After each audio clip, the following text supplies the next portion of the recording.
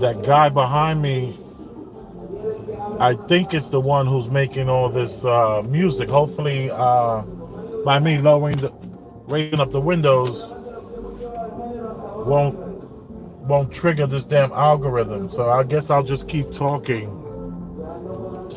on my way to Harbor Freight to pick up a new hitch for my trailer, and wanted to take advantage of the Harbor Freight they have here in the Bronx.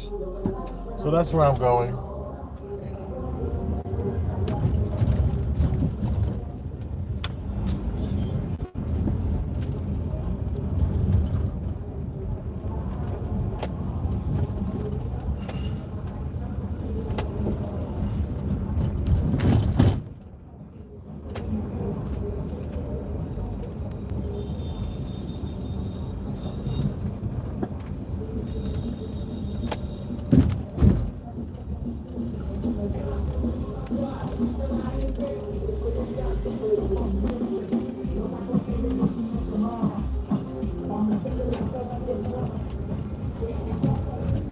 That was a Jeep Cherokee with that music.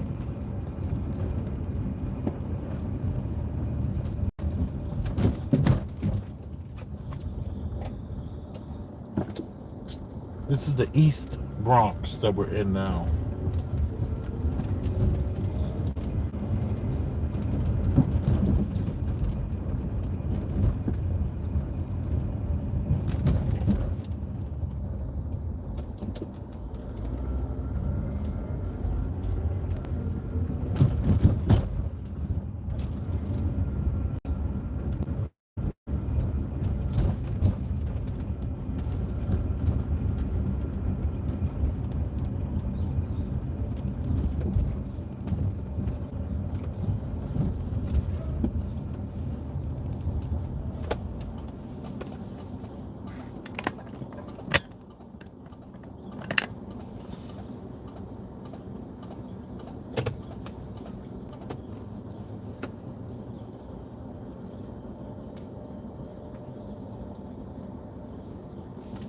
I'll lower the windows again.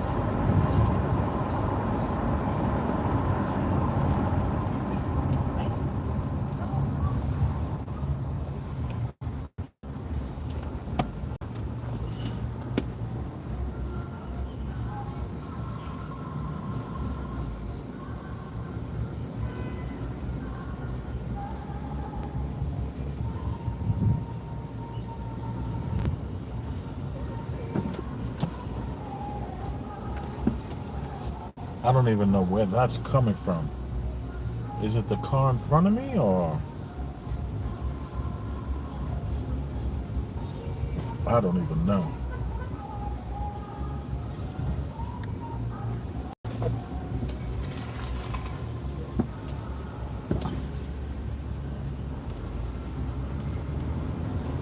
Yeah, I think that is the car in front of me.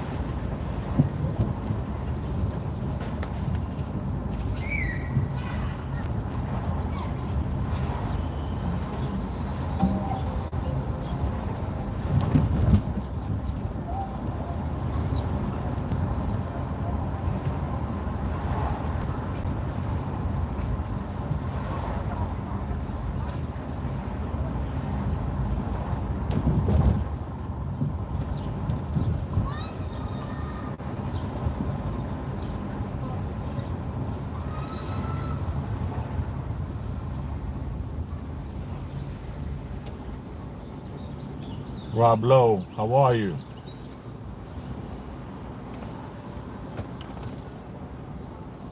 The true home of hip hop. That's a fact. Dan Bowolf. Thank you. I didn't really have anything to really talk about. I was just in the Bronx. I needed to take off the hitch that's on this on the Hyundai because the weather over here on the East Coast, the locking mechanism to the hitch, the key broke. Not that the key broke, the key just wouldn't work. It malfunctioned because of the weather conditions. So I spent 30 bucks. I went back to Excellence, spent 30 bucks to get them to weld it off. So the guy welded the thing off for me. And now I'm on my way to Harbor Freight to pick up another hitch for my, this says 3rd Avenue. Why do I feel turned around?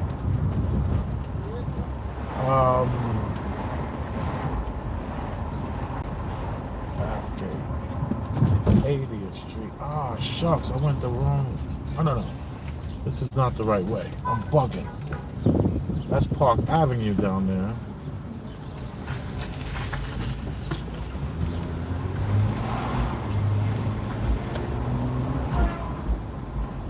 I'll take 3rd Avenue. Ooh.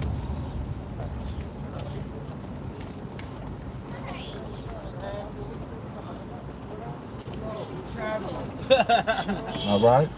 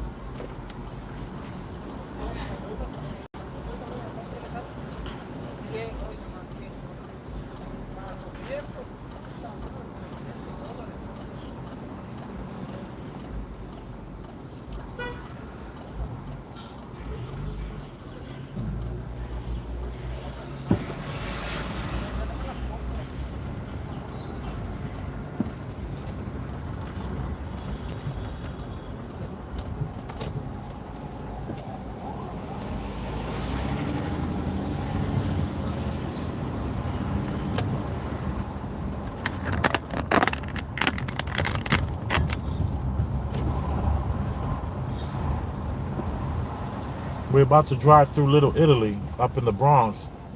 Problem with that is that it's almost no longer Little Italy any longer. It's like Little Mexico. All the workers for the Italian spots wound up saving their monies, renting out storefronts, and they're taking over this little area here.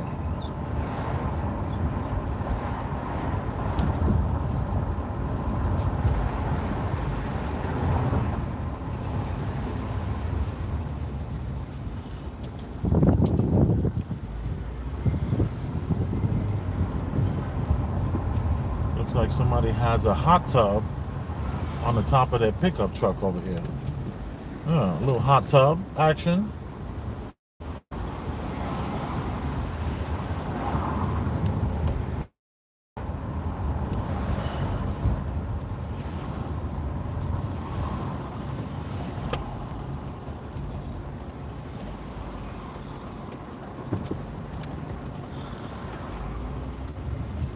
So all the Italian kitchens had Mexicans working in their kitchens. So the Mexicans were able to find apartments nearby. And then they started to, once the people started aging out and their children didn't want the business, the Mexicans started taking over a lot of like the storefronts next door or even the existing restaurant. And they made this neighborhood, which was very Italian as far as business wise, and they changed it into very Mexican. Tacos are popping over here. You get more tacos over here than you do spaghetti.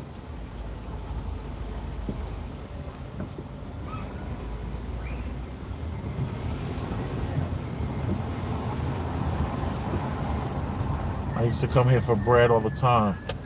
This spot here to the right, there's a line every morning, well, it used to be back in the days, to get bread. I used to get bread from my pizzeria from here to make the hero sandwiches with. Oh, I want to go in there and grab some bread, but I'm supposed to be off bread. So difficult when you're addicted to this food.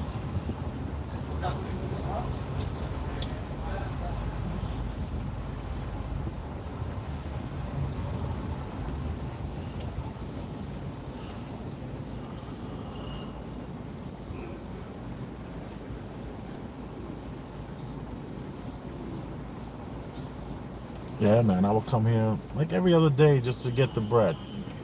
And then sometimes I would get here and the bread would be all gone, all the hero bread. It sucked.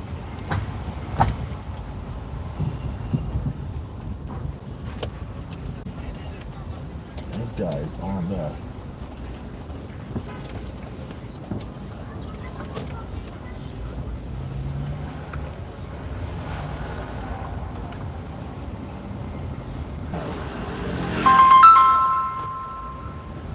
I gotta take this guy. Hold on for 1 sec. That was my son. He now has a phone.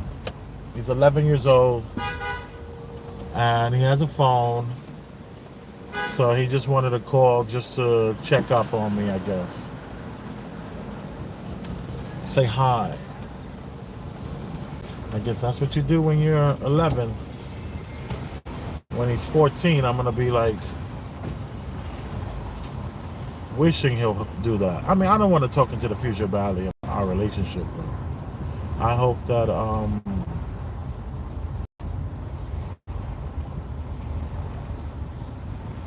here's an interesting story. Check this story out. Today I get a picture from my dad. He took a picture of my brother's store and at his storefront apartment. My brother basically converted a storefront into an apartment 25 years ago, and he's lived there ever since. And he's a carpenter, so the place is really nice, very high end, very, very, very crown molding, all that kind of stuff. So, my dad was in tears about my brother not being there and just leaving and never telling anybody in the family goodbye. My brother, he's the type of person who doesn't feel that family has done anything to help him through his life. The family that he was given, he's not.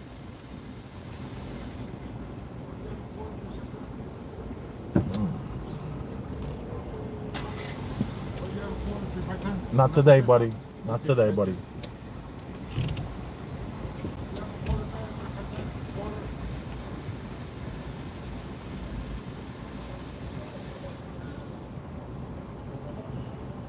Yeah, so my dad was very emotional about that. He actually sounded like he was crying, but he's too macho man to like boo hoo over the phone. But I believe he was crying, telling the story of his 49-year-old son who just left New York and he didn't tell anybody. And I just was like, you know what? Like, I was saying stuff like, hey, I think this is a great thing, man. He needs to go, get out of the city. He's been in the city his whole life. He's about to be 50-year-old man. Just get up and go. Do whatever you want to do. Live out of a van. Go move into a loft. Go live in a high rise. Go live in a car. Live in an RV. Whatever it is, from the most expensive to the cheapest. And my dad knocked on a neighbor's door. He knocked on one of my brother's neighbors, and they were like, "Yo, what's up, man? How you doing?" Yeah, he left. He went to San Diego or San Francisco, and made my dad real sad. Made him really, really sad. And my thing is, the guy got no wife, got no kids. I used to think he was a closeted homosexual for most of my life. But I think those tendencies to look like that is not, maybe it's not true. I don't know. Maybe he's totally hetero. I don't know. But if I ever try to talk about girls, he'll get all uncomfortable. Like grown ass man in his 20s and 30s. You uncomfortable having a conversation about a girl? What's wrong with you? But anyway, he has his thing. He has his life to live. But I'm just thinking about that. Like, man, just imagine if my son that I raised spent all this time with, all these hours with, all these days and months and years, and really, really honed in on values and love and understanding and all that kind of anybody. The blinds are up to his apartment and it's just empty. And I was like, man, how would I be the guy on the phone crying? Like my phone crying? Or weeping or sobbing or holding back tears, whichever it is, I don't know. I wasn't there. I was just on the other line of the phone. But I think about that. Oh, wait a minute. Wait 1 minute. My mother wrecked her home.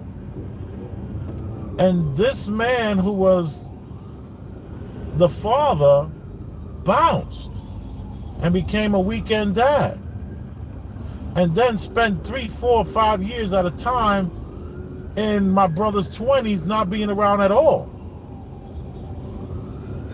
So maybe I'm worrying about the wrong thing. Wait a minute, I'm not trying to be cocky. I'm not trying to say nothing but it just hit me. Wait a minute. He has not spent the days, hours, years parenting. He didn't do none of that. He gave us life. That's what he did. He gave us life. He necessarily didn't parent. And let me tell you something about parenting. By being a parent, there every day. Like today, my kids, we're homeschooling them. So they had to have schoolwork done today too. Today's Saturday. But they still had to do 20 minutes of creative writing. Because school has nothing to do with Monday through Friday. That has nothing to do with that. School is only preparing you for a job. I'm not preparing you for a job. I'm preparing you to be able to communicate. To be able to get a thought out of your mouth onto paper and spelled properly. So my dad, and I say this respectfully, I hope he doesn't hear this and get offended by what I'm saying. But he wasn't there. I'm not saying that the tear that he doesn't have a right to feel how he feels. He can feel any way he wants. But if you're gonna want some longevity with children, you gotta be there busting your ass. You can't be the weekend dad and think that the communication level somehow is going to work. And even though he's tried, I know my dad has tried 100 different ways to get close to myself and my brother. He's tried many different ways. But was the damage done? That's my question. Was the damage done? Was it too late? Was all of that done?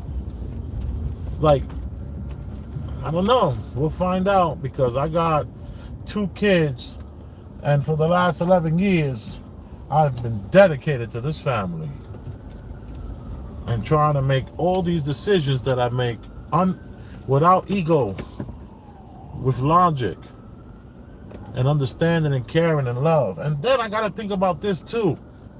My father doesn't know how to hug. Like, if you try to hug my father, he's like, oh, he gets so uncomfortable. He's like, all right. He just can't do it. He gets so uncomfortable. So if you have a father who's raising children as weekend dad, like, I think he was there for the first 3 years. Oh, this is what I was going to say. I was going to say that, this is where I'm going. I was going to say how, oh, and look, I got the plants for, boom, look how beautiful. Do you see that? Look how nice. That came out to 50 damn bucks. But I spend nothing less than $100 a year on the plants. Look at this car, it's so messy. I have so much stuff going on. I want to show you my junky car. But my dad, like, he wasn't there when we were coming up. And children can't remember, like, I can remember like 1 or 2 things that happened before I was 10. Maybe from the age of 3 to 7 and maybe 11. Like 11, I remember my dad got married and we were part of the wedding. I don't really remember much of it. But like 12 and 13, I can remember those times. We were raised Jehovah's Witness by my mom, and they renovated the church that they go to.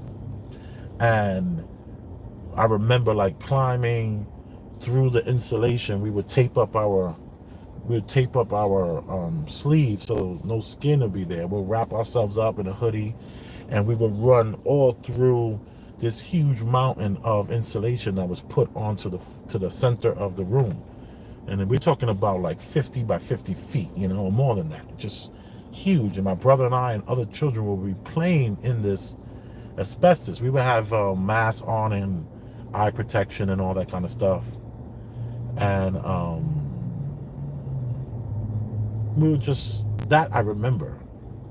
But like my daughter and my son, I keep having to tell them things over and over again, and it gets frustrating because I'm trying to parent these kids, but then I have to always realize that they just don't remember last year. Their minds are just forgetting and drifting off. So you got to keep on parenting. So my father might have felt like, I did all the parenting. I used to sit there and I used to talk with you kids, and I used to try to help you understand things. Like, I have no memory of that. I have no memory of us having any real exchange, like heartfelt exchange, any time before my 30s. I don't remember that. And then it wasn't until cannabis. Once we brought cannabis into the relationship, we were able to have conversation and talk, and everything was cool. But other than that, he was just living his life, and I was living my life trying to figure out the world, and he was no one I could turn to for any real solid advice. He got very uncomfortable. I mean, this is a man who can't even say I love you. This is a man who cannot even hug. I was just like imagining me not hugging my children. Like, I don't remember not being hugged being a thing for me as a child. I don't have the memory of, man, my dad never hugged me. I don't have a memory of that. But don't forget, I was an emancipated minor at 15. So I was on my own from 15 years old by the city of New York. And prior to that, I never knew that that was something that I needed, to be held or hugged or told I loved you. I never thought about it like that. So I'm very affectionate with my children. I tell my children I love them all the time. I sometimes just stop and I just hug my daughter, hug my son, and just give them a real strong hug and love, so that when they're 49, 50 years old and they decide I want a new pace, they'll call me and they'll say, Dad, this is what I'm doing. I'll keep in touch. I'll call you once a week, once a month. So I'm sharing that with you guys because let me see what this says. It's interesting you have this conversation because I'm having the very issues now with my dad. And that was Devin from the Bronx. Look at that. Shows us one of those dope fiend zombies from 3rd Avenue 149. Seriously. Cookout weather in the Bronx. Facts. Respect to you. Thanks for being a parent. Respect. Big Elvis, what's going on, bro? That's M. Ray the Boss. Did you look at my content on being the boss? Type up Big Elvis the Chef Rosenberg boss, and it should come up. Hustlers, yeah, hustlers everywhere. That's a fact. Drive faster, Christopher Perkins. Yeah, right. I used to work on the Grand Concourse back in 2010 as a water contractor. Oh, okay, that's Dan. Thank you, everybody. Hey, never hungry again. Yeah, what's up, buddy? I know you want to get out to New York. Where else you gonna want to move? Great point. Sopranos, great TV show. Okay. Oh yeah, because we were Little Italy. Yeah. I want to see Queensbridge. Okay, I could drive through Queensbridge. I'll do that soon. That's where I get my oil changes all the time. I have a lot of video of driving past Queensbridge, right by the 59th Street Bridge, whenever I do oil changes. I think the title is like 2 a.m. and getting an oil change. And it was during the pandemic, so it's a lot of empty streets. Good content. Grilled chicken and shrimp fajitas are on the top 3 foods. Yeah, I believe it.